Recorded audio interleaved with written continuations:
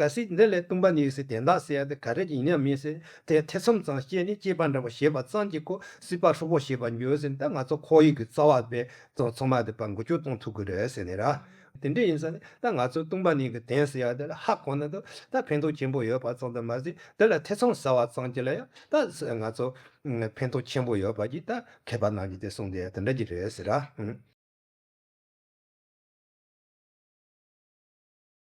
In Nalanda Monastery in February 2026, the master's program will start with a second subject, the Middle Way philosophy, one of the most profound subjects that can be studied in entire Buddhist philosophy. Therefore, we want to all welcome you here to come and study with us.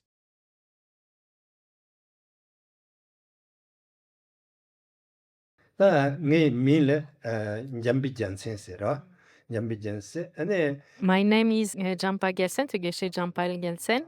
In 1990, I arrived in India, in Seraje. And so I did the studies. Then in 2002, I went through the Geshe degree. And in 2007, I got the title of Geshe Larampa. Then in 2008, the next year, I want to study the Tantra part in Gume. Then 2008, 9, 10, so for a few years, I've been the teacher of the path of reasoning in the school in Seraje. And meanwhile, for 1 year, I was also the Geke, the disciplinarian for Tsawa Kamse. And then at the very beginning of 2014, I arrived here in Nalanda. Since arriving in Nalanda, I've been teaching the basic program twice. Then we started now with the master program. So I'm now teaching for the master program. We are in our second year, and it's the second year in the studies of the Abhisai Mayalamkara. So then next year, within the master program, we will change our subject. We will then study Madhyamika. So my name is Catherine Frade, Cathy, in shortcut French, and I'm translating for Geshe Gelsen. I arrived at the same time, 2014, in Nalanda, and started to translate for Geshe La since that time. So we did the 2 basic program, and now we are in the master program. My name is Lundub Jamyang, and originally I'm from the Netherlands. In 2009, Lama Zopa Rinpoche asked me to go to Italy to study the Madhyamika Avatara. And so then I had a taste of studying really, and I decided to stay and study all the other subject of the master's program. After that, I wasn't sure, I did not feel ready to go and teach somewhere. So I checked with Lama Zopa Rinpoche. I had the idea to do the Madhyamika again, and he checked and he said, wow, that's fantastic, that's the best. So I did it again with Geshe Jampa Gelek, and then I got invited to come to Nalanda to take on the role of teaching assistant for the master's program. I feel it's a fantastic opportunity that I have this chance to do what I'm doing. What I will be doing is giving review classes 4 times a week, going through the teachings that Geshe-la has given us and then clarifying the meaning of that. And we do that in a kind of relaxed atmosphere where there is a lot of space to go into discussions with each other to really clear our mind from any, wrong idea that we're holding on to.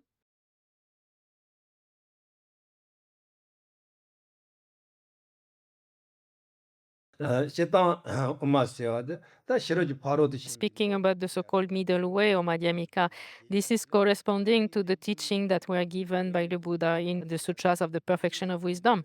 This is based on the 3 of those sutras, what are called the extensive, the middling, and the short Mata Sutra. Those sutras have the manifest subject and the hidden subject within those sutras.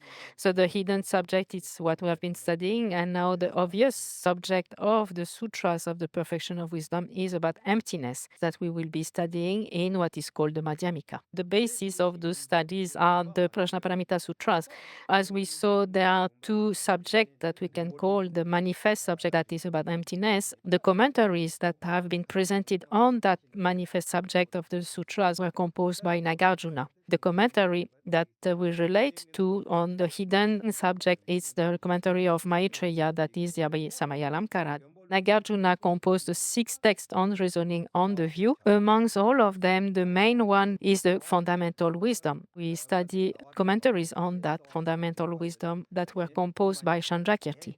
So he composed mainly two commentaries on the fundamental wisdom of Nagarjuna.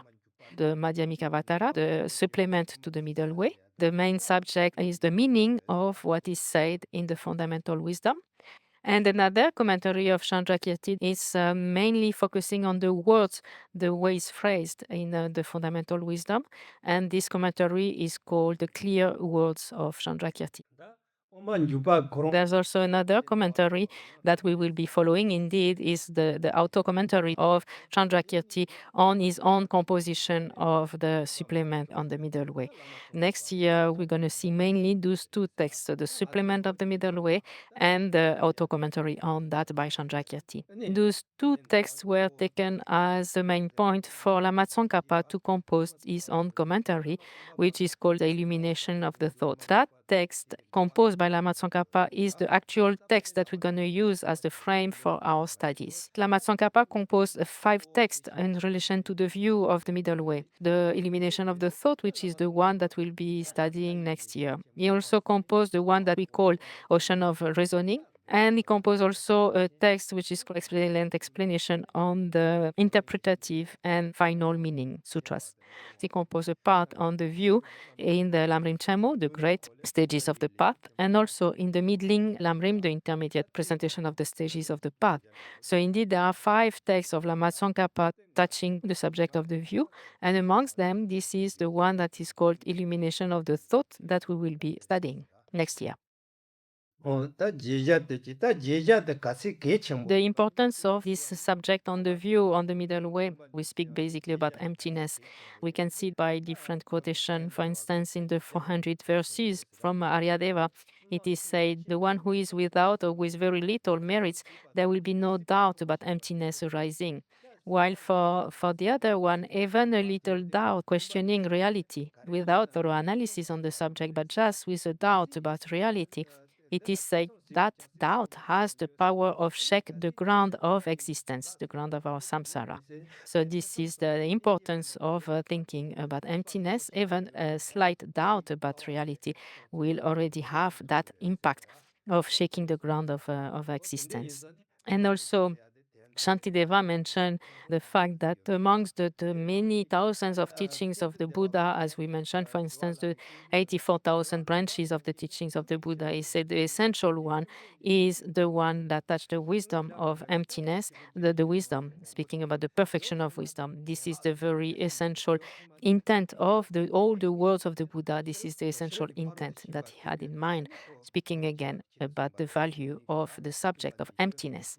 And another quote came from Lama Tsongkhapa, the text on like praise to interdependence, where he say like all the words of the Buddhas, they lead to the understanding of interdependent suchness, emptiness.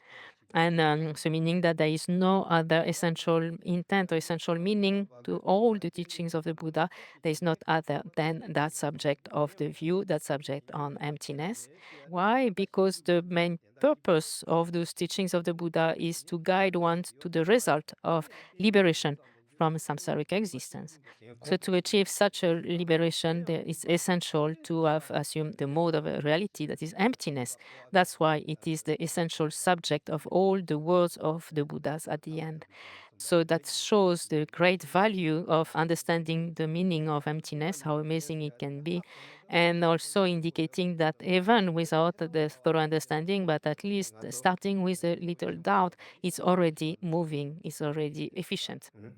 The text of Lama Tsongkhapa, The Illumination of the Thought, is very special because it's the last text that the Lama Tsongkhapa composed on the view, on the Madhyamika view, when he was 64. After that, he just composed another tantric commentary and then passed away. So therefore, that text is indicating the final conclusion of Lama Tsongkhapa on the different topics related to the view of the Middle Way. It's a very precious text that we will be studying. Really, it's an amazing opportunity that when you think about in the world, there's not so many opportunity to go that deep in the subject with such a beautiful text and with the amazing explanation of Geshe-la. For the one who knows him, his way of teaching is very clear, is very methodic, and is very grounded as well. I'm very much looking forward to the Madhyamika Avatara because it's such a fantastic text that is such a wonderful way to apply an antidote to that crazy mind that we all have. I have to say honestly that sometimes it's very difficult. Sometimes I'm sitting and I don't understand everything, but every little bite I'm able to take makes a big difference for my mind. I don't feel discouraged even when it's too difficult. Otherwise, you are going to think, oh, I'm not a very great scholar, I'm not very smart, I cannot do this. Oh, it's called master program, it's so special. But actually, whoever comes, you will have a lot of benefits for your practice and for your life, for your mind, for your relationships. It's absolutely not something like you learn, you put in the shelf, and after you go back home, it's really life-changing. Yes, it is, really, definitely. It's a very great opportunity. Geshe Gyaltsen is very amazing as a practitioner as well as a scholar. We have the best condition we could hope to have here, good environment and dedicated students. So it's a very unique opportunity. I think studying with like-minded people or people who also have a deep interest in understanding the Dharma is definitely very helpful. It's very good for one's own self-discipline in studying and going for all the various elements, the meditations, the discussions, the teachings, and so on. It's a bit like stepping down a stream which just takes you along. So being in a Dharma environment or a Dharma community gives you a lot of opportunities to create the merit, which is very much needed to actually complete the studies and to understand the studies and hopefully eventually realizing what we are studying. In Nalanda, we have weekly pujas, the daily practices. We have, of course, karma yoga, many opportunities to offer service. And you meet a lot of kind and smart people to discuss with, to deepen your understanding of the topics that you're studying. There are senior students who have gone through these programs before, who are disposed to answer questions as well. It is an ideal place for a Westerner to study very profound Buddhist philosophy. Being here is fantastic, studying is fantastic, and now we are in this amazingly beautiful environment. Everything that you need to have a very good life is here, is present. If you understood the value or the importance of studying such a subject, you're welcome to come next year. So in February 2026, next year, we will be starting these studies on the subject of the Madhyamika, and the studies will last for 1 year and a half.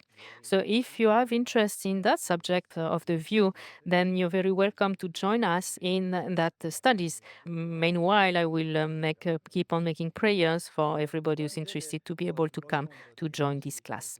And by the way, to do those studies, you don't need necessarily to be Buddhist. Any person that has an interest in thinking about the view of reality is welcome here. So again, there is not a selection made based on the criteria of being Buddhist. That's not the case. For anyone interested in this subject, then that person is welcome here.